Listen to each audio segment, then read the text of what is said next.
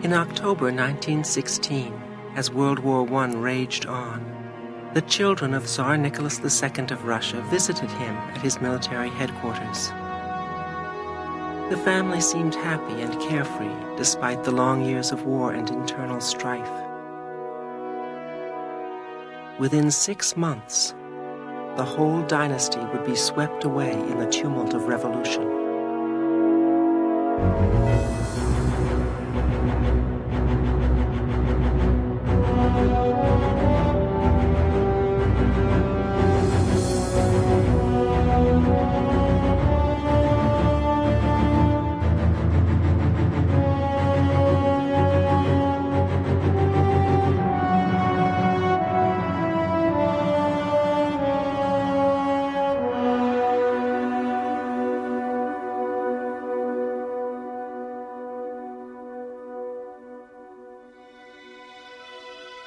After a year commanding his battalions in the brutal war with Germany, Nicholas had made little headway against the enemy.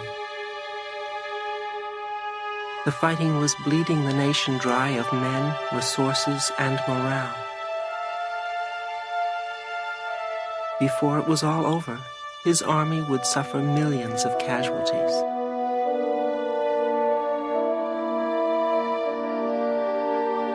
On the home front, both food and government were bad and in short supply. In the Tsar's absence, his wife Alexandra ruled the country disastrously. Born a German, the Empress was widely, but wrongly believed to be a German spy. Hatred for her was fueling the fires of discontent. In the capital, Petrograd, revolution was brewing. From their home, the Alexander Palace outside Petrograd, Alexandra wrote to Nicholas daily, even hourly. Be Peter the Great, Ivan the Terrible, crush them all under you. Remember, the Tsar rules. How long? Years. People have told me Russia loves to feel the whip. It's their nature. I am fighting for your reign and baby Alexei's future. We must give a strong country to baby and dare not be weak for his sake. My dear, tender thanks for the severe scolding. I read it with a smile, because you speak to me as though I were a child. Yes, truly, you ought to be my eyes and ears there in the capital while I have to stay here. At times, when I think of how things will go, it seems my head will burst. Your poor, weak-willed hubby, Nicky.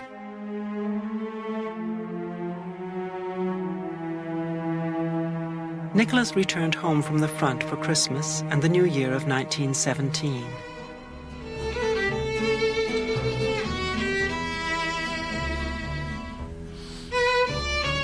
More than ever before, this naturally private family withdrew into their own world. But some of those closest to the family wrote about it, such as Lily Dane, the Empress's confidant. Every Thursday evening, a small Romanian orchestra played in the Red Drawing Room. The Empress sat by the fire, staring into the glowing embers. She seemed unusually sad. I whispered anxiously, "Oh, Madame, why are you so sad tonight?" The Empress turned and looked at me. "Why am I sad, Lily? I can't say, really. I think my heart is breaking."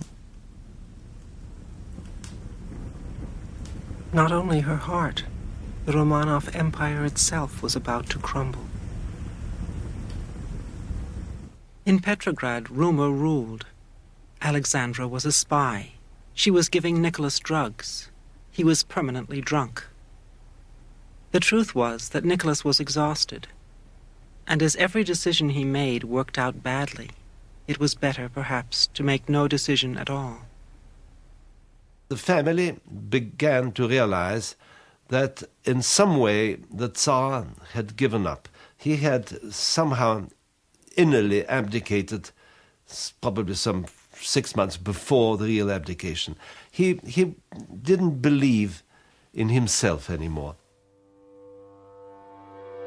The relatives were desperate.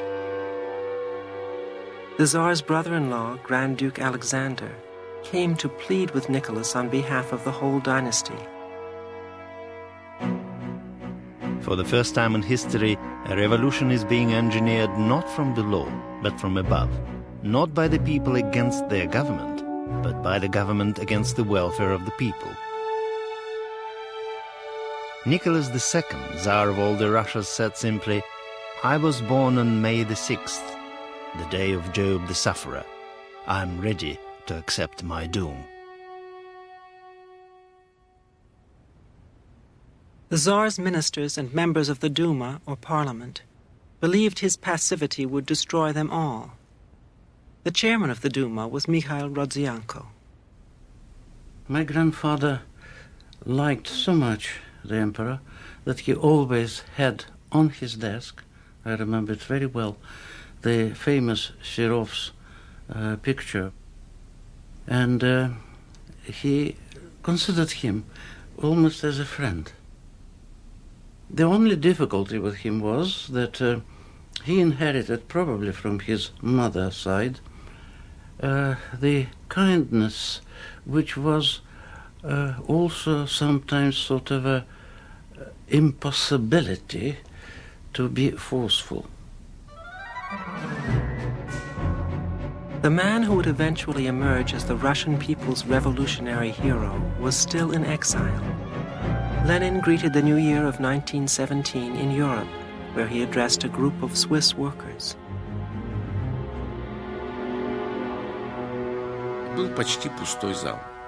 The hall was practically empty, and Lenin, drawing his conclusions at the end of his speech, said, "There are revolutionary currents in Europe, but I think a socialist revolution is still a long way off. We old boys won't live to see it. You young men will, but we won't." He didn't know that in less than 3 months, in his own country, there would be a revolution. As Lenin continued to try to build his tiny Bolshevik party in Europe, in Petrograd, the strikes and protests were multiplying daily.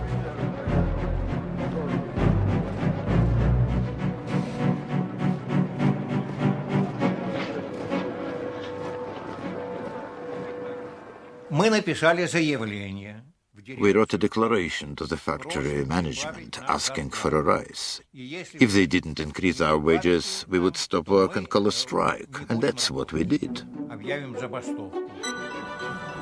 The weather made it worse. In February, 1,200 locomotive engines froze and burst. Food and fuel could not be transported. In Petrograd, hunger sharpened the people's anger. At this critical point, Nicholas made a decision to leave his strife-torn capital and return to the headquarters at the front. He arrived on Thursday, the 8th of March.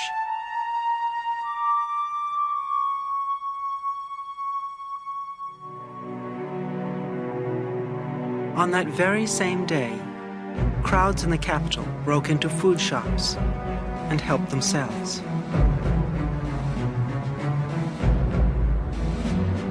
The next morning, when I went to school, I saw the destroyed bread shop. The sign was torn off, the door was hanging just on one hinge, windows were broken, everything was turned upside down. By Saturday, even the traditionally loyal Cossacks were assuring the demonstrators that they would not use their guns or whips. Revolution was imminent.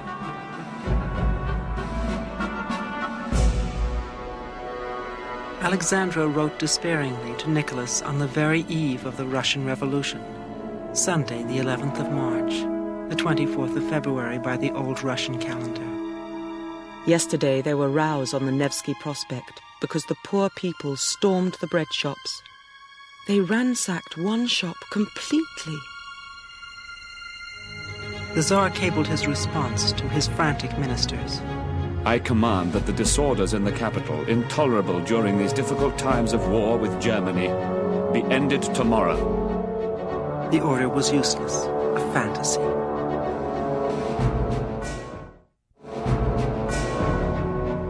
In the very square where Nicholas had unveiled a statue to his father years before, the revolution, brewing for days now, broke out.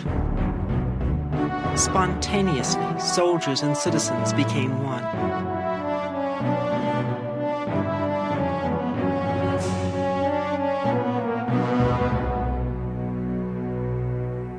We saw 2 dead horses lying across the street, and all the signs, imperial signs on the shops were being taken down, and many of them already lying on the street. It's a revolution, they said.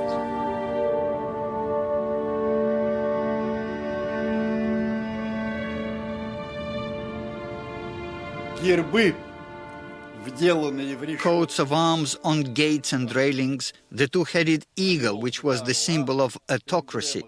People began to tear them down and smash them.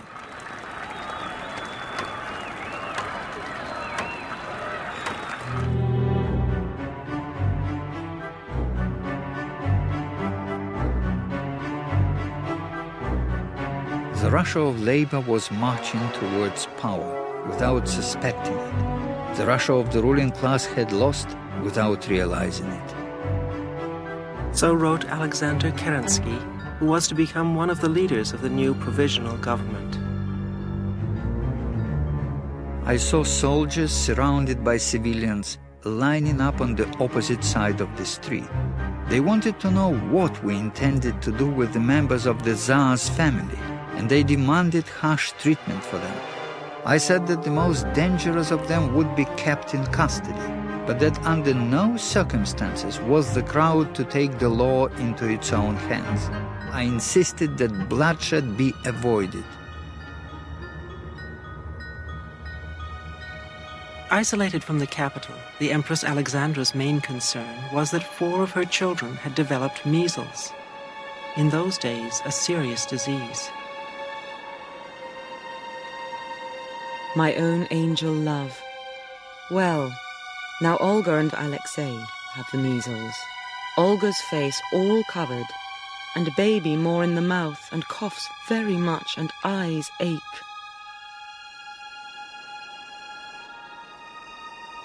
In the palace, Alexandra stayed up all night to greet her husband, now on his way back to his family and capital. But he did not arrive. Lily then remembered the anxious hours. The Empress was told he had been delayed. Perhaps the blizzard detains him, she said, and lay back on her couch. Anastasia was instantly alarmed and turned to me. But Lily, the train is never late. Oh, if only Papa would come quickly. But Papa was trapped. With revolutionary troops blocking the railway lines, the Tsar's only option seemed to be to head for the small town of Pskov, where loyal troops were said to remain.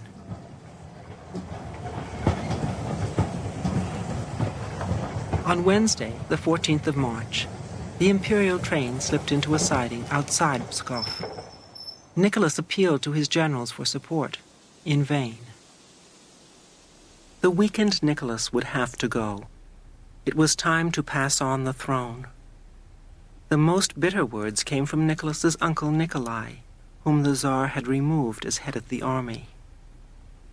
As a loyal subject, I consider it my duty to beg you, Your Majesty, on my knees to save Russia and your heir. Cross yourself and pass the throne to your son. There is no other way out. From the capital, 2 Duma representatives, Guchkov and Shulgin, came to deliver the order of abdication. The 85-year-old Shulgin himself, the sole surviving witness, appears in this film about the events of that fateful March day in the carriage of Nicholas's imperial train. Гучков пришел к тому, что при создавшихся обстоятельствах единственным выходом из положения может быть отречение от престола. Это подлинный текст отречения. Подписано Николай И у меня вырвалось: ах, Ваше Величество, если бы это сделали раньше, может быть, тогда всего этого я не договорил. Государь взглянул на меня как-то просто и сказал еще проще.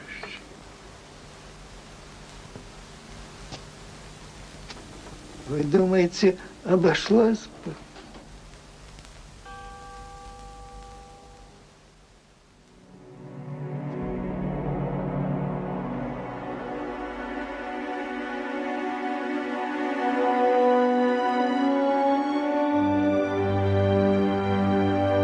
Of March. For the sake of Russia, I decided to take this step. All around me I see treason, cowardice, and deceit. Back at the Duma, Shulgin and Guchkov duly reported on their historic mission. The soldiers gathered and questioned them about how the Tsar had abdicated his throne. I abdicate in favor of Grand Duke Michael. Why not Alexei? No, he said, my son is ill. I'm not going to give him up. We will go to the Crimea and grow flowers.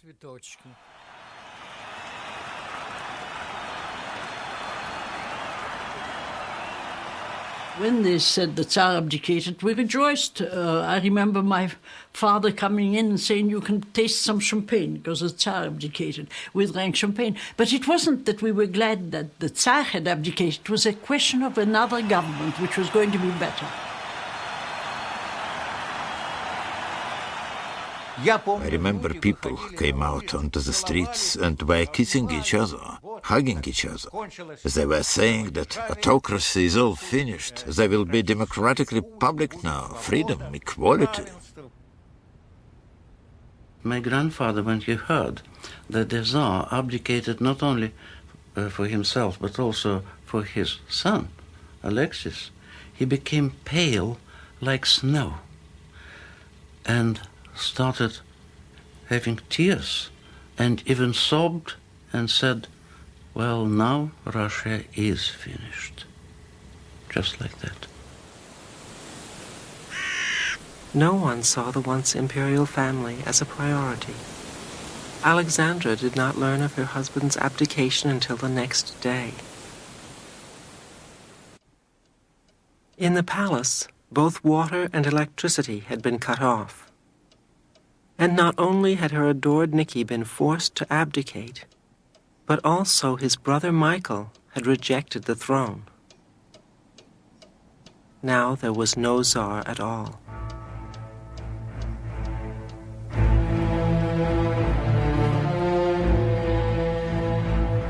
By the time Nicholas returned home, the Alexander Palace was in the hands of the Revolutionary Guards.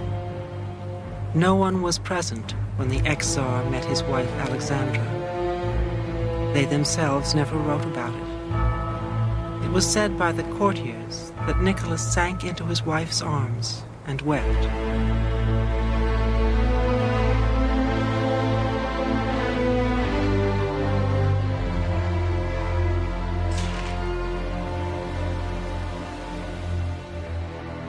Sometime afterward, Ludmila Krasina and her sisters walked past the palace, which was now patrolled by Revolutionary Guards. And one of these men, dressed in khaki, he looked like a soldier, was shoveling the snow away from the footpaths. I looked and I thought, this is not a soldier, this is the Tsar himself cleaning the paths of his garden.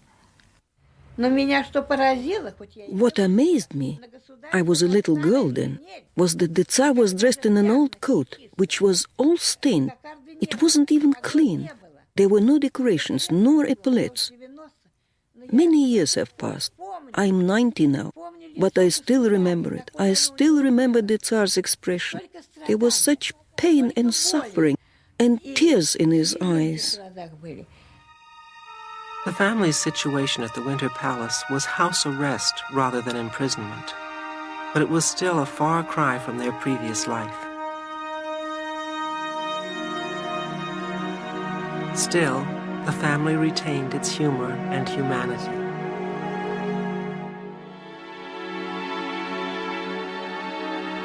The teacher Gilliard wrote of the girls' reaction to a humiliating treatment for the measles from which they had just recovered.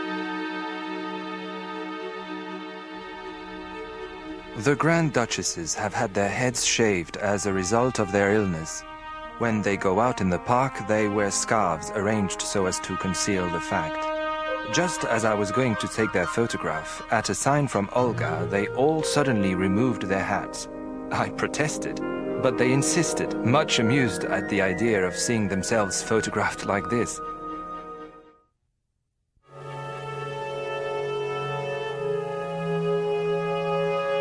The leaders of the new provisional government were nervous about having the former Tsar so close to the capital. The simplest solution would have been to send the family abroad to one of their European relatives. But they could hardly go to their cousin the Kaiser, with whom Russia was still at war. So the new government requested, and received, asylum in Great Britain for the Romanovs. But the English king, George V, the cousin of both Nicholas and Alexandra, was unprepared for the public outcry. Inside England, of course, tempers were running against the Tsar and his German spy wife. All nonsense, of course. She was not a German spy. She was more English than anything else. But that was the situation in England. George V in 1917 is very worried about the threat to conservatism in general, but to the dynasty in particular, from the socialist movement, from the working class. He doesn't want his dynasty to be associated with the hated Romanovs, let alone the hated and fallen Romanovs. So King George withdrew the offer of asylum. His cousin, the former Tsar, was now an international pariah. I'm certainly not ready to criticize King George for withdrawing an invitation to come to the Tsar. Secondly, I'm sure, and a grandmother used to tell me that, the Tsar never wanted to leave Russia. He would have left only if his wife would have asked him to leave. But there is no record of such a request from Alexandra. For the time being, the family stayed at Tsarskoye Selo.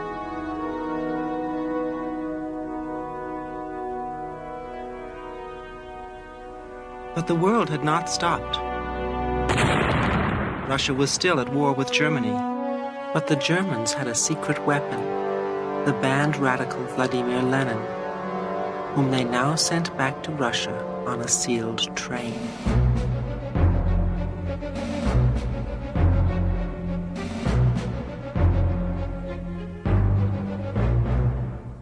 The Germans knew they could count on a favor from Lenin if he took power. A legend has grown up around his triumphant return to Petrograd's Finland train station. But in fact, there was a scramble to find people to greet him. I met Lenin at the Finland station. It was the second day of Easter. Lenin's sister Maria produced his telegram saying, "I will arrive tonight at 11. She said, "How are we going to manage to collect people to meet Lenin, to give him a fitting welcome?" And they answered, "That's all right. The soldiers are on leave, and at the meetings taking place all over the town, they will be informed that Lenin is arriving." Lenin's trick was to say what many wanted to hear, and what the Germans had sent him back to say. Lenin had the populist touch. Peace and land for the people, he proclaimed. You soldiers, and there were about 200,000 soldiers in Petrograd, none of you will have to go to the front if you support the Bolsheviks. And they all supported Lenin. Who'd want bloody and dirty trenches when it was much better here in the capital?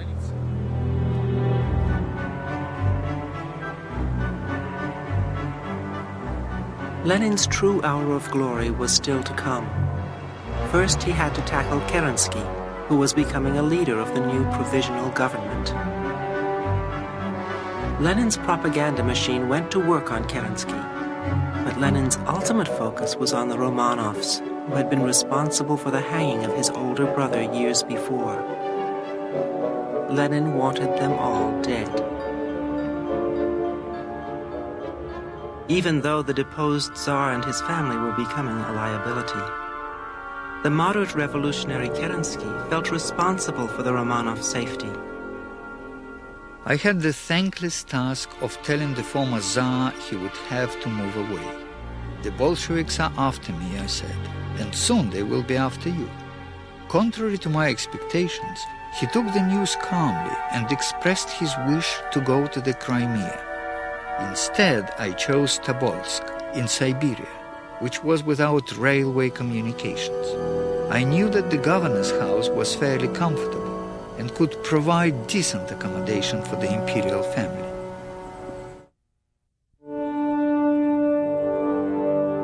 As the sun rose on August the 14th, the moment came for the once imperial family, with their many trunks and cases, and at least 24 members of the Tsarist household, to leave.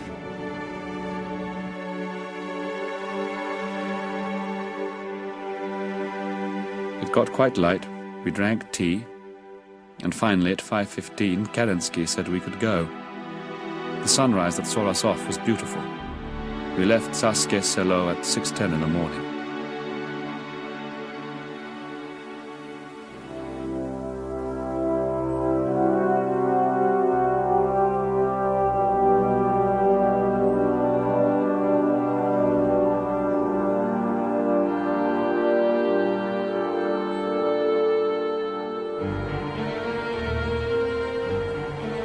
The journey into exile was long and slow.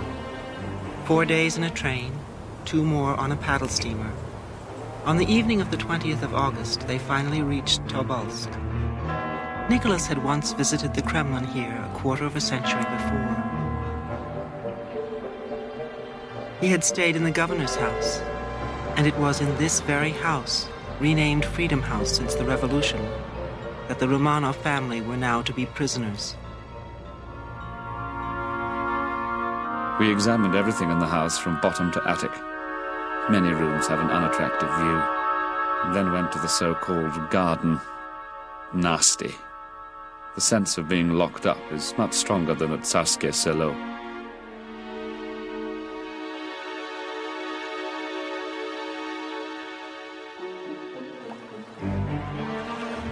By the late fall of 1917, Lenin and his Bolsheviks were poised to seize power.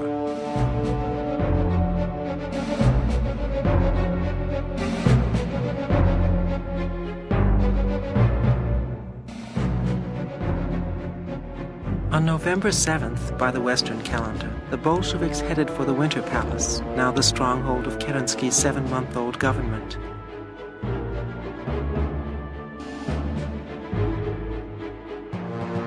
It is one of Soviet history's most legendary moments. The location is genuine enough, but the film's depiction of the famous storming is remembered differently by some.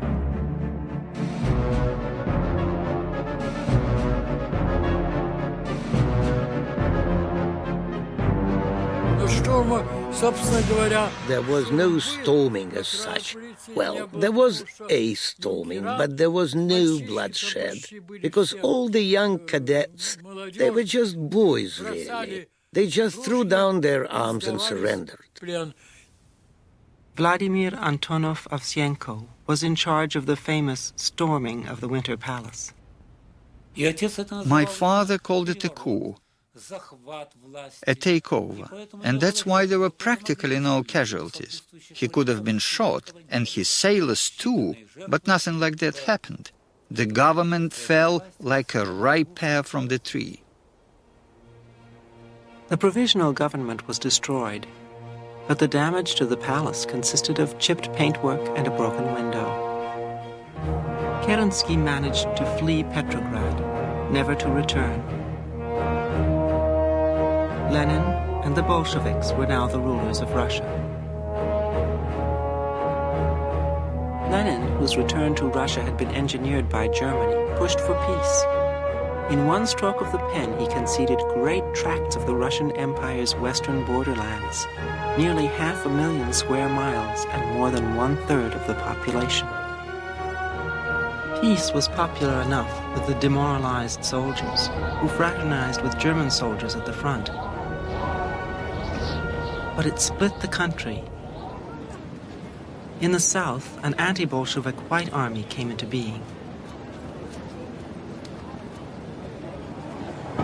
It was immediately countered by a Bolshevik red army.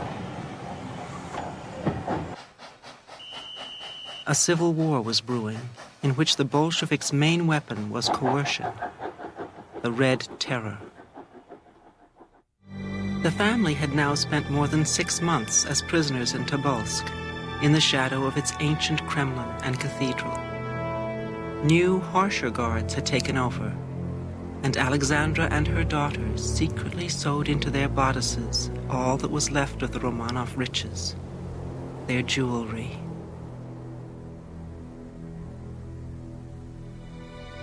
I make everything now. I am knitting stockings for Alexei. His father's trousers are torn and darned, the girls' underlinen all in rags. I am sad because they are allowed no walks except in front of the house, inside the high fence. But at least they have fresh air, and we are grateful for anything. On top of everything, Alexei, now nearly 14 years old, was to suffer another serious bout of hemophilia. He would never walk again. He is frightfully thin and yellow. I sit with him all day. Yesterday, he said to me, "Mama, I would like to die. I am not afraid of death, but I am so afraid of what they will do to us here." In late April 1918, the Bolshevik High Command, now established in the Kremlin in Moscow, issued new orders. The Romanovs were told to get ready to leave, but not where they were going. Across the road from the governor's house lived the Tsar's much reduced retinue, including Dr. Botkin, the family physician, and his daughter Tanya. Shortly before Easter, a small gift arrived for Tanya, and with it, a note. "My dear Tanya, here are 2 eggs from all of us. It's very sad we can't all be together. With fondest kisses, Olga Romanov." This fragile family heirloom is the last surviving letter from any of the Grand Duchesses.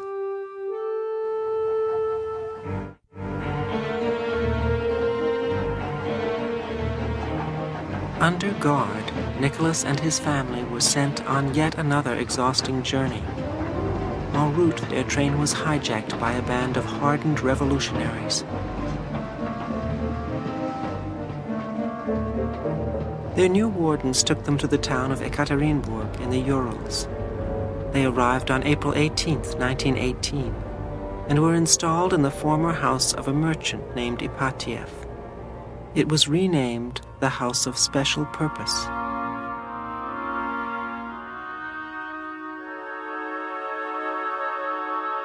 Nobody knows for sure whether the family realized their fate. There were rumors of escape plans, but it is now known that they were spread deliberately by the Bolsheviks. Lenin, in his Kremlin citadel, faced enemies on all sides. The White Army was threatening Ekaterinburg, and the German Kaiser, Alexandra's cousin, was now expressing concern for the safety of his relatives. Enter Yakov Yurovsky, the Romanovs' new warden. One summer day, he was seen wandering in the forest. He and his cronies located an abandoned mine shaft. They bought drums of gasoline and sulfuric acid. They arranged for a truck.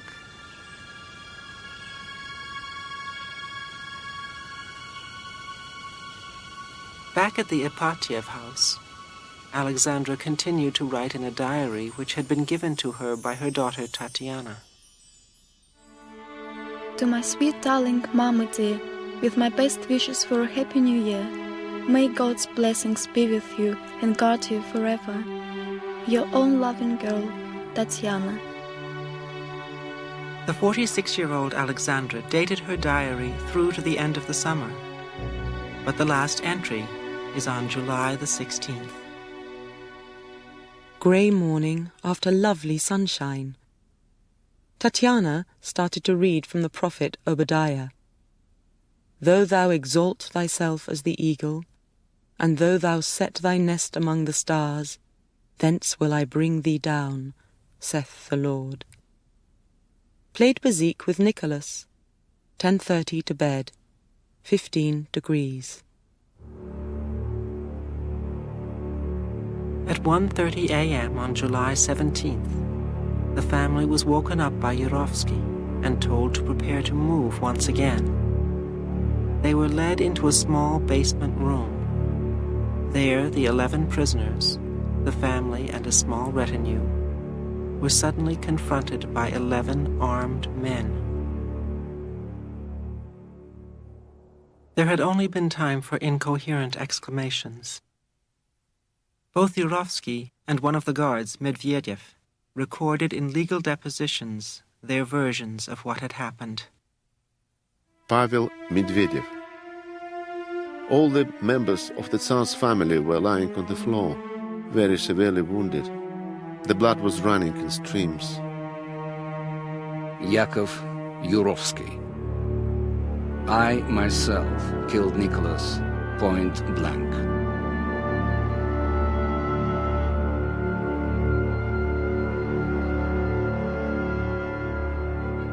Alexandra Fyodorovna died immediately.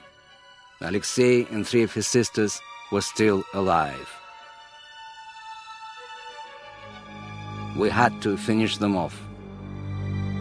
We tried to bayonet one of the girls, but the bayonet would not penetrate her corsage. We undressed the girl and found a corset torn in places by bullets, through which diamonds could be seen.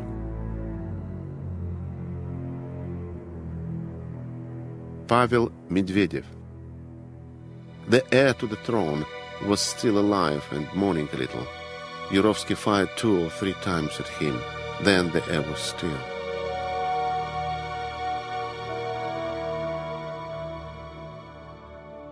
This telegram to the bosses in Moscow announced in a prearranged code that the whole family was dead. Nicholas has been shot and his family sent to a safe place.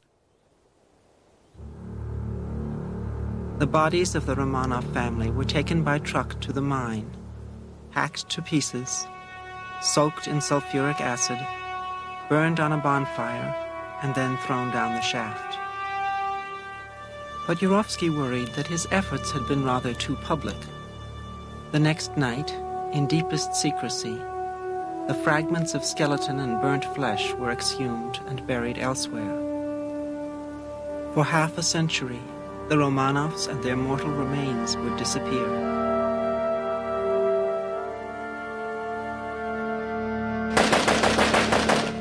The White Army took Ekaterinburg within a week of the assassination. They had no doubts about what had happened. And the Tsar's family was not alone. Every Romanov the Bolsheviks could find, they murdered. Nicholas's brother Michael, 9 uncles and cousins, and Alexandra's sister Ella, 18 Romanovs in all.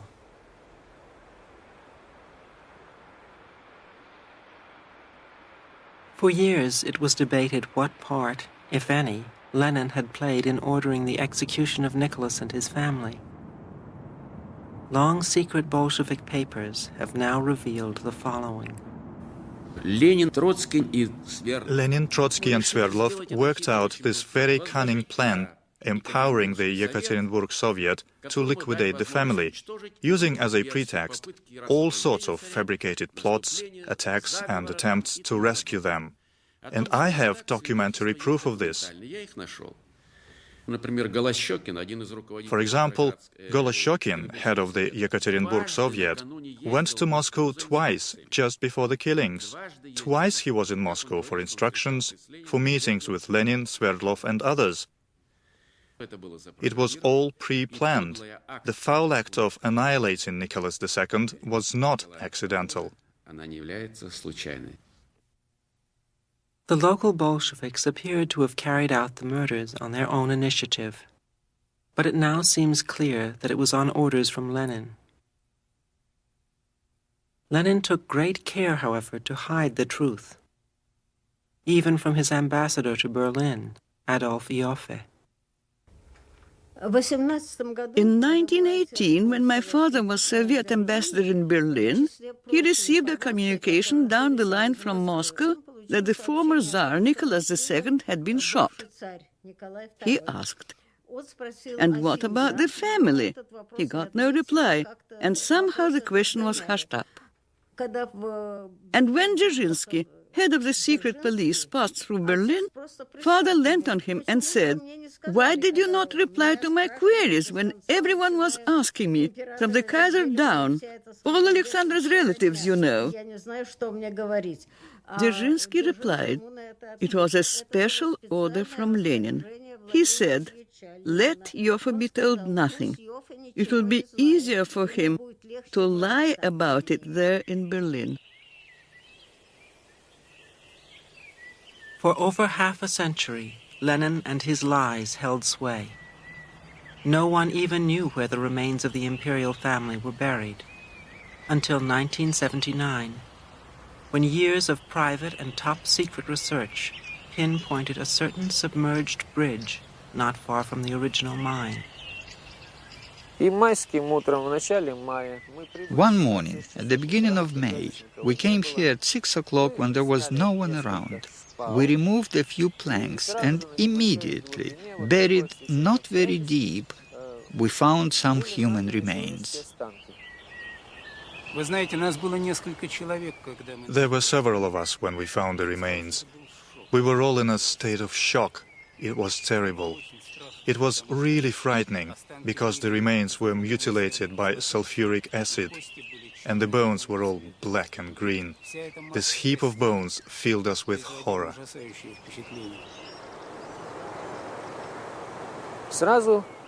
We were lucky in that we found 3 skulls almost immediately. We covered everything up straight away, but kept the skulls with us, as we wanted to have them identified.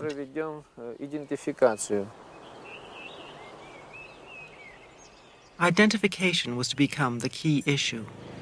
In 1991, the remains were exhumed yet again, officially. But 2 skeletons were missing. So were these bones truly those of the last Tsar and his family? The latest DNA analysis would provide the answer by comparing the Romanov bones with tissue from living relatives.